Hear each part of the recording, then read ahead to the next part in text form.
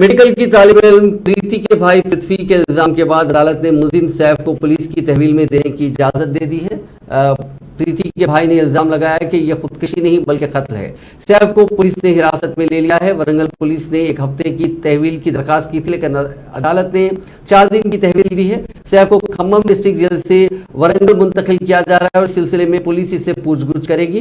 प्रीति के भाई ने उसकी मौत पर बहुत से शुकूक और शुबहात का इजहार किया। उन्होंने कहा कि निम्स अस्पताल में उनकी बहन के पेट की सर्जरी हुई और वो नहीं जानते कि ऐसा क्यों किया गया। उसे शक था कि डॉक्टरों ने प्रीति के पूरे जिस्म पर खून का डायलिसिस किया। उन्होंने पूछा कि प्रीति के जिस्म में इंजेक्शन का पोस्टमार्टम में कैसे पता चलेगा।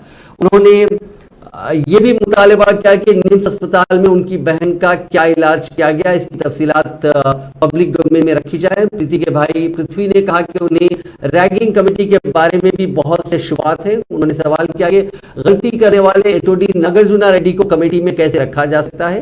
पृथ्वी ने कहा कि उन्होंने प्रीति के फोन पर हर एक पैगाम को चेक किया। उन्होंने इल्जाम लगाया कि नागार्जुना रेड्डी ने कमेटी की रिपोर्ट में कोई तब्दीली की होगी।